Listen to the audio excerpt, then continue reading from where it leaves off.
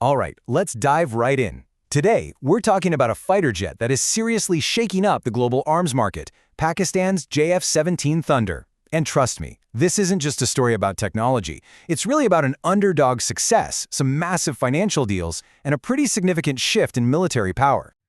So, the big question is, why? What is it about this specific aircraft that has so many different nations lining up to buy it?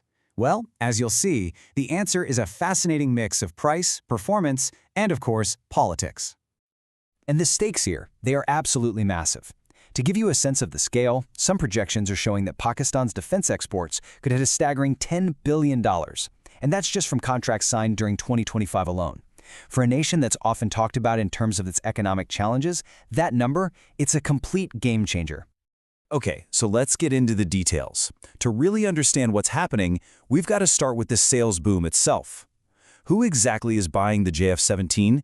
The list of customers is surprisingly diverse, and it's growing really fast.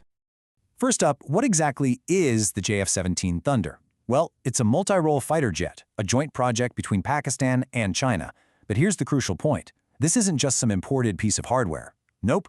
The Pakistan Aeronautical Complex handles about 58% of the production. That means they're building it, creating jobs, and developing some serious technical expertise right at home. Now take a look at this customer list. You've got verified deals with countries like Myanmar and Nigeria. But the huge one, the real breakthrough, is Azerbaijan. We're talking a $4.6 billion contract. That's Pakistan's largest export deal ever. And the list just keeps on growing. Negotiations are in the final stages with places like Bangladesh and Iraq, while nations from Saudi Arabia to Sudan are showing some serious interest. This is a global footprint in the making. So, you see this explosive growth, and you have to ask, what's the winning formula here? Why is the JF-17 succeeding where so many others have struggled? Well, it pretty much boils down to a powerful combination of three key factors. And here they are. You've got affordability, advanced capability, and unrestricted access. It's a potent mix, right? It's cheap, but it's not cheap. It's a modern, keepable fighter. And crucially for a lot of these nations, buying it doesn't come with all the political baggage or sanctions that can get tied to Western or even Russian military hardware. Let's just focus on affordability for a second, because the price difference here is absolutely staggering. A JF-17 costs around $25 million a pop. Now, compare that to France's Rafale at over $90 million, or Sweden's Gripen at over $100 million. For countries with tight budgets but very real security needs, the JF-17 isn't just another option, it's a total revelation. But look, a low price tag only gets you so far. What truly launched the JF-17 onto the world stage was a real-world test. A trial by fire that proved its worth not in some flashy air show, but in actual combat. The source material we're looking at points to the May 2025 conflict between India and Pakistan as the big turning point. According to reports, India kicked off an operation which led to 4 days of intense aerial combat. And during all this, there were even claims that a JF-17 managed to hit one of India's very sophisticated S-400 air defense systems. You can bet the world was watching. Now, according to the source, Pakistan's Air Force was numerically outnumbered, right? 42 jets against India's 72, but they made some pretty significant claims. Pakistan asserts that they downed 7 Indian aircraft, including several of those expensive Rafale fighters, all while reporting no losses of their own.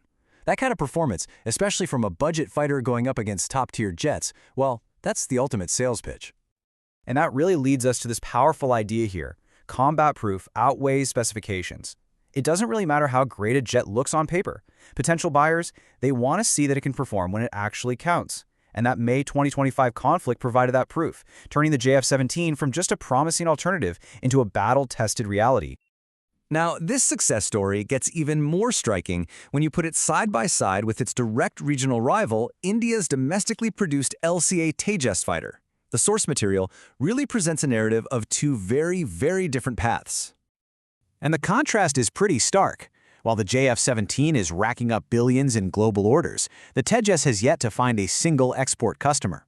While Pakistan's production seems to be running efficiently, the Tejas program has reportedly been hit with all sorts of setbacks.